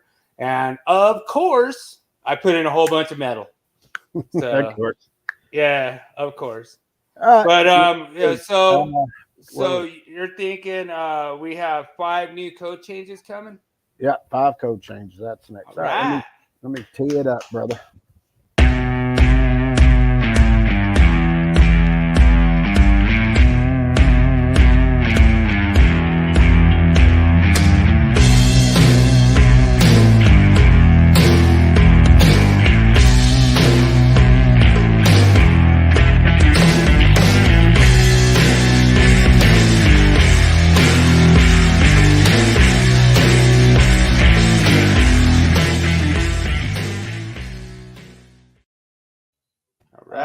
Approve of that one too. All right, let's take a look here. This week we'll be looking at 300.26 through 312.10, and the first one that we'll be looking at here is in 300.26, and they've added a whole new section here. Discuss about remote control and signaling circuits classification, and what this is just to clarify for the use and application of the terms remote control, branch circuit, and signaling circuits. And the reason they had to do this is because they added that new Article 724 where we're dealing with Class 4. And that's what all of this is about. Was that branch circuit or power limited circuits? What it is, it's remote control and signaling circuits. Okay. It's not branch circuits. Okay. Tim. And what they did here, this just took and they just expanded this section for the classifications, and this is including the Class 2 and Class 3. Oh, gotcha. Okay. And when you go look, because they relayed those chapters out, Okay, So yeah. if That 725.3, that was a kind of a controversial one a little bit. yeah, because if you look, 726 deals with what? The class 4. Okay, Right. that's what caused all this. Uh Then you look at 725, that deals with class 2 and 3. Then they created a new article 724, which is for class 1. okay. And that's why the Which classification here. you're gonna use your class 1 more often for this instant. In my opinion, you might be able to use the class 4 more with the new technologies out, but I see. Okay, I see what's Yeah. going on. And they didn't list class 4 here, but the reason I said class 4 is because they added that new article, and then Right. that caused all the changing here in 724, 25, and 26 now. Gotcha. Okay. All right. Yeah, that And makes we're going sense. to have a full breakdown of all of that in our code change publication. All right. Nice. That's badass. All right. And then in 310.3a, this is also a piggyback off of that. And the reason this is because you'll see they've got in there now, they tell you number 16 copper, number 14 copper clad aluminum, and number 12 aluminum. And the reason they did this, the voltage rate up to, this is all dealing with what they did in 724, 25, and 26 and adding the class 4. Nice. Okay. Okay. And if you look there, that's where they talk about the aluminum conductors and everything. And you'll see down there, they talk about for 10 amps. Okay. That's what all that's about. I gotcha. Okay. Yeah, So, that could be good. I mean, especially if you're calling it class 4, but you gotta size your conductors still the sure. correct way. And then they did some changes in 310.3b where we're dealing with a conductor material. And really, the one that they really did in is on number 3 there. But this is to clarify the composition requirements for that copper clad. And what they did, they removed it from the definition that was there, and now they've relocated here into this section. And therefore, when they added this, this is where it required that the copper clad aluminum conductors to be listed. And then they also added the XHHN and XHWN. Did you ever see any of the podcasts of the copper clad guy that did all that? Like he got that all in the code and everything? I didn't see that. Like it's like they are the inventors of the ground rod. Oh, okay. Yeah. And basically, a ground rod is a copper steel clad, Right. I knew that. And so they did copper steel clad on that one, then copper clad aluminum for the conductors. But the problem that they always have is that you have to, like, if you're making like ground rods out of copper, then they're going to be like real expensive. Right. But you can infuse them with steel, and then they're cheaper, and they still basically where your conductors are going to conduct is on the skin of the Right. whatever your electrode is. So that's why it was kind of cool that, and you're always running number 6 to that anyway. So you know what I mean, it's kind of an easy thing to do, so Sure. I thought that was kind of a cool thing. And that's what they did here, is Yeah. It's a clarification for the composition. Then they did a few things and brought it into this section, some of the terminology that was in the definition, and then all they did was add the XHHN and the XHWN. That's all. Right. Okay, cool. And then right here, they added where you're dealing with your splices, taps, and feed through conductors. They come in and tied this in with 314.28A2, where they talk about the bending space. And what they did, they clarified that if you had conductors that were number 4 and larger, and they're installed in these type of wiring spaces, then they tell you those dimensions in 314.28A2 would apply. Dude, I knew the Z was coming in. You have X, Y, and then there's where the Z axis comes in. Yeah. Knew it. I knew it was there. No such thing. When you're looking at this, it's just the calculation. And when you're dealing with this, basically what you're getting into, you got your straight pulls and your angle U pulls, and Yeah, basically they're just clarifying for the bending space of those conductors where they're number 4 and larger. And it's absolutely. I like like when I that. tell people, when you're looking at and you're sizing for your box fill and everything, when you go over there, number 6 or smaller is where you go over and pick up table 314.16A and 16B. Anything Yep, that's number 4 or larger, you're going to come over and look at 314.28, 28A1 and A2. absolutely. Okay. Nice. So, Good explanation on that one. yeah. Like that. Then they added a new section 312.10, and this is talking about your screws and fasteners. And basically, what they're clarifying here is that there were hazards that were there that were involved, and this was due to insertion. Mm, And what they're trying to say here, that the screws that are inside those are into those enclosures, that they want to make sure that everything you're doing here is within compliance in the scope of Article 312. So okay. any screw that's used by the equipment manufacturer here, they're just saying it's automatically approved, it's accepted. Okay. And then other screws that you're going to use to attach those identifying, like their logos, medallions, and things like that, that those are going to have what type of ends? They're blunt on the end, right? We So call blunt ends. I So this, have I have a really good story about this. okay.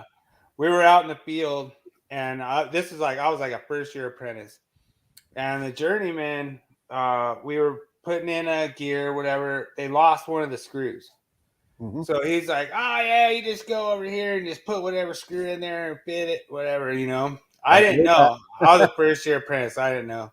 So we went. It was like a 600 amp gear.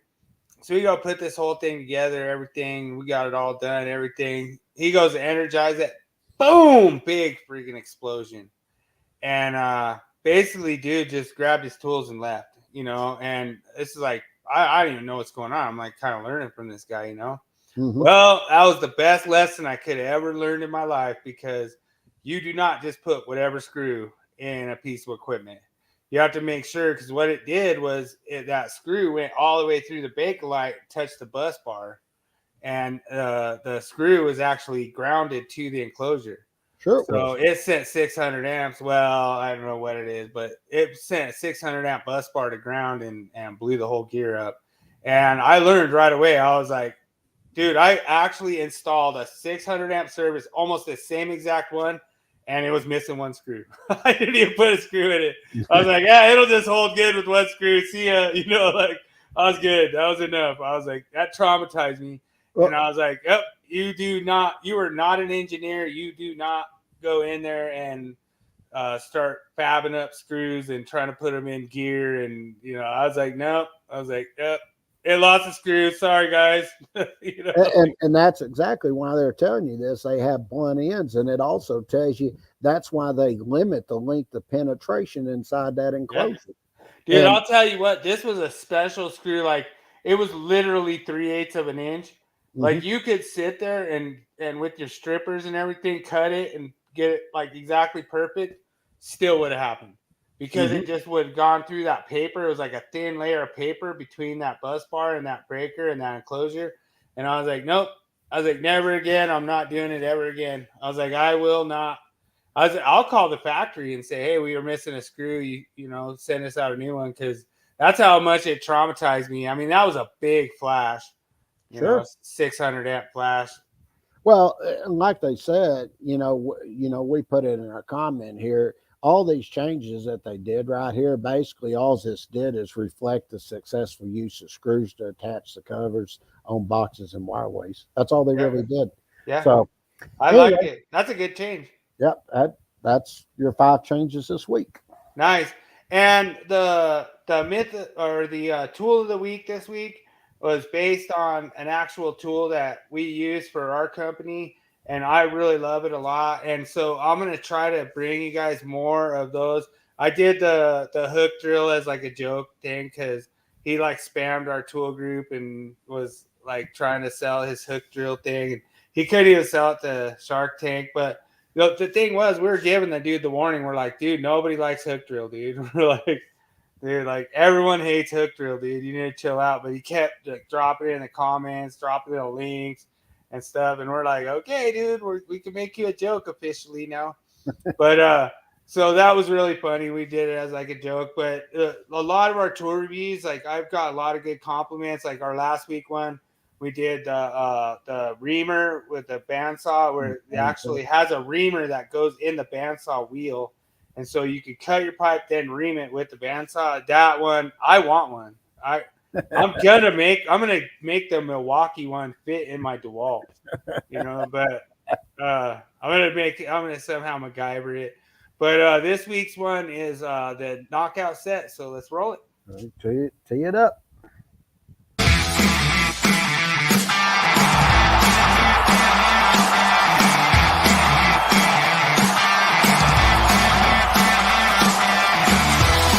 It's time for Tool Review of the Week. Sponsored by Electricians Only Tool Review and Nipex Tradesman.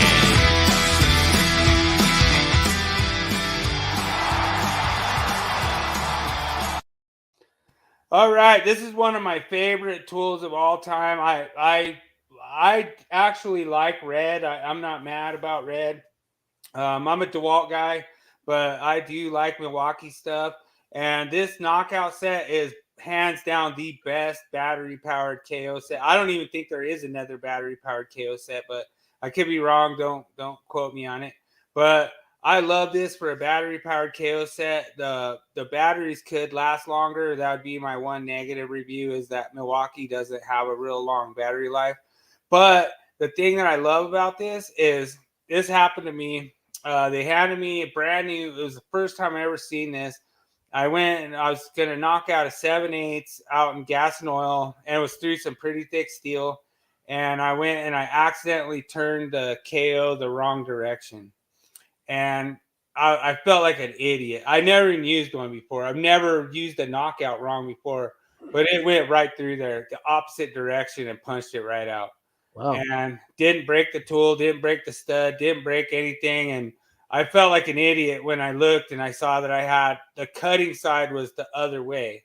So it dragged it all the way through there without the cutting side and punched right through there, no problem. And I was like, oh man, I just put it the wrong way and it still worked. So it taught me a lot about using tools. I mean, I would have been in big trouble if I would have broke that. It was brand new. It was the first time ever been used. And I put the cutting thing the wrong direction, but it still dragged it through there and saved me.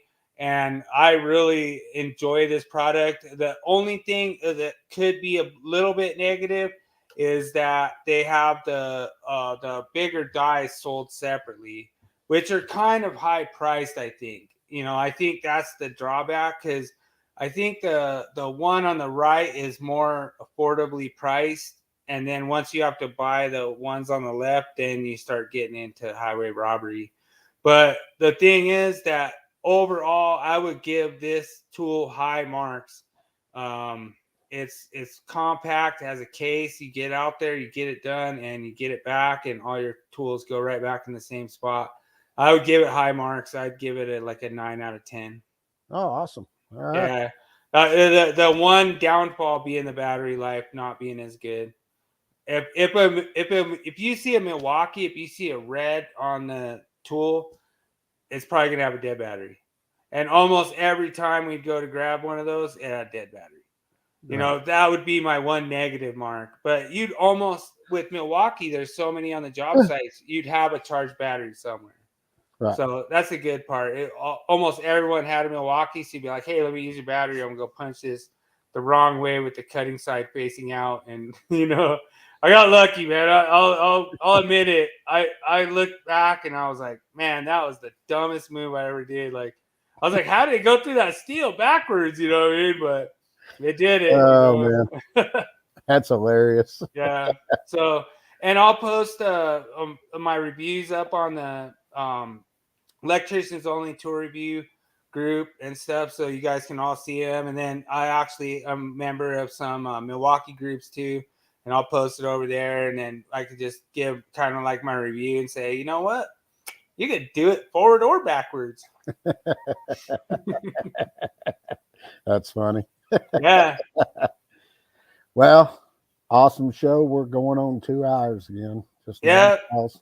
Same thing. Hey, can we blame Pops this time? Can we Nope. blame him for going long? We're like, it was Pops's intro. Like, well, he's not even on here. You know? It's always his fault. Yeah, he taught you how to do the long intro. That's what it was. No, we apple really doesn't fall appreciate far from the tree. we really appreciate everyone for joining us every week, and this has like always been such an awesome podcast from start to finish, and everyone gets the little puns that we do where it's like, you know, James runs the Bolt Online Academy. I run at 5,280 feet. That's high voltage, you know, and so it's pretty cool. And you know, the one thing I always tell everyone, we all work at really low voltages, but you know, it's all in the code book as low voltage. And Well, one of the good things, we always have really cool topics, subjects, myths, you know, and we have great guests. Dude, did you see all the things today in dummies? Like, I mean, we had probably like 150 members today just joining. I was like, wow. I was like, really? I mean, it blew me up today. I was like, wow. I mean, and so I mean, we're gonna be at 21,000 probably tomorrow morning. You know, like I was like, wow. It just, to me, it means a lot to me, to us, that we're just trying to come out there. We're putting ourselves on the line. We got a lot of people giving us hate mail and stuff, like stuff they don't understand, whatever, and that's fine. You know, we're just trying to, you know, be that whole thing. Like, you know, here's what the code says, and here's what, I mean, we could have our opinions. That's fine. We're not trying to push our opinions on anybody else. You know, you guys want to believe that? That's fine. Believe that. You know, we're gonna believe what we're gonna believe. We're the only two people in the whole entire U.S. though, so don't worry. It's not gonna spread to anybody else. You know, there's only two people that believe the way we believe, so you know that's fine. You know, it's safe. Code making panel 2 is safe. Don't worry. It's only two people that disagree with you. Well, some of the statements that get made are just, I'm out to shake my head. Like, come on, you know. But you know, well, we want to do one, and I think this is gonna be awesome. Is like, what's the oldest codes that we still use? Like, I think that'd be awesome, you know, or even just like older codes that we still use. I think that'd be good. well, I think they're still using the 87 in the caves. See? 1897. Yeah, I'm telling you. Yeah. Oh, for MSHA? yeah, that's where they got that 1,000 foot from. That's where it started from for the conductors. Yeah, see? There you go. Yeah. You just dude, it just writes itself, brother. I'll tell you, it's been. I tell you, I was up late last night getting all this together, and because I'm doing so many other things right now, but I was getting, you know, like the illustrations. I was trying to get them ready, you know, because they're still in development stage, but I wanted the new looking illustrations, start pumping them out there so people can see what is going to be available in 2023. And man, I guess it's about 3 this morning. I just looked at everything. I said, shit, I'm done for tonight. I mean, I went to bed. I didn't get up till 10, and I'm usually up at 7. And dude, I got a funny story about my project manager. He's giving me crap. He's like, hey, what you got? What are you doing with this beard thing? You know, what's going on with that? And I says, that's my code beard. And I says, if I shave it off, then I'll be a fire alarm guy. Fire alarm guy. Well, at least I can't even grow one. I got a baby face. I mean, hell, I only shave once a week. I mean, and you know, I remember them telling me, "Oh, wait till you get up to right around 30." And no, 30, I was about every 2 weeks, and here I am about to hit 59. It's still once a week, and they're like, "Dude, you're so lucky, man. Yeah, you don't have to shave every day. You just, dude, I don't have to shave every day either. Yeah, it just, I keep it cut. All them girls can see that beautiful looking face and skin. I don't know what girls you're with. Beard is beautiful. Just telling you. No, it's really awesome doing this every week. I really appreciate everyone joining in, everyone participating, and it's really awesome that Nat King Code. I'm hitting like 50,000 post reach every week. And it's really awesome on one post. Like I used to post every day for 5 days straight, and now I'm getting all that on one post, and it's just awesome. I appreciate you guys keeping it real, and like I say, it's just amazing that I have this opportunity, and we're really blessed to have the community that we have that are interested in electrical and want to move forward with their training and get that license. Hit us up if you want to do a Wednesday night licensing prep. Yeah, just let me know if we get enough of them. I'll set some time here in probably about 2-3 weeks, so I'll be wrapped up with the code change. That's one reason I just quit all. I was like, I just got too much going on. Yeah, and that's cool. Now I'm getting at a point, and well, I didn't really want to do Monday morning coach with like how the Broncos kicked a last minute field goal to beat themselves in the fourth quarter. That's better than my sucky ass Cowboys did. And I'll say one thing: that Alabama Texas game was one hell of a that game. Was, man. I don't care. I don't agree with some of those calls. I was like, that pass interference one. I was like, oh man. That I don't care what anybody says. That was a safety. Yeah. I don't care. That was a safety. But I tell you what, if our quarterback hadn't got hurt in the first quarter, I think Texas would beat them by 2-3 touchdowns. Texas dominated them, I thought. Yeah. That was a good game. That was a good game. I couldn't believe it. I thought, I said the week before, I said, I think Alabama's just going to kick our rear end. And then after the game, I was like, damn, we got a good team. And I was sitting there, I was talking with buddies. We're both Longhorn fans. I said, if they can keep this trajectory, I said they'll be in the playoffs. Yeah. Yeah. So that one loss is not going to. Matter of fact, well, Notre Dame lose and move up 20 or however many spots, because they wasn't even in the top 25 and they moved up to 21, and I thought they should have moved higher.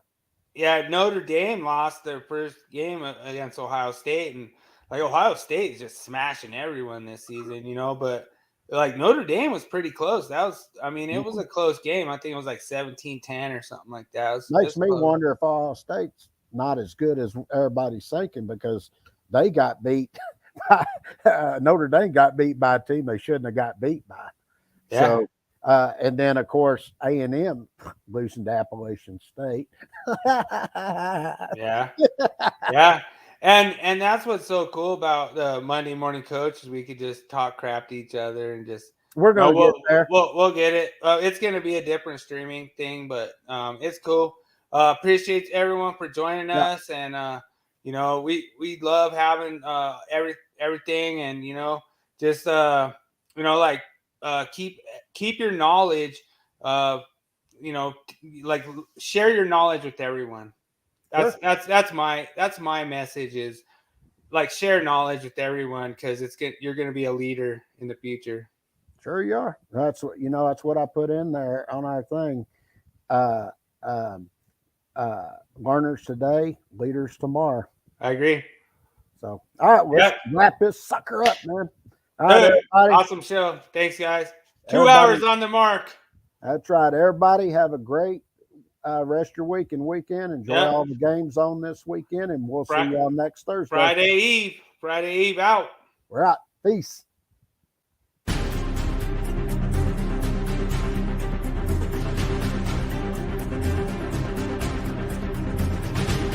Thanks for joining, Philip Perard. Thanks for joining, John Harris. Thanks for joining David Engelhardt. Thanks for joining all the members of NEC for Dummies. Knowledge is power. Learn today. Check out the new Stalka publications today. Thanks for Greatwood. Appreciate you, Senior. Thanks to the 2023 Electrical Code Ninja. NEC Deathmatch, the #1 online event. Thanks to the Lady Apprentices. Thank you, gals, for joining us tonight. Subscribe today. Thanks to the Electrical Code for awesome electricians. Electricians only. True second one. Thanks for joining us. Thanks to NFPA 70E discussion group. Thanks for joining us. Mark Carandell. Thanks, Mark. Thanks for joining us every week. High voltage electrical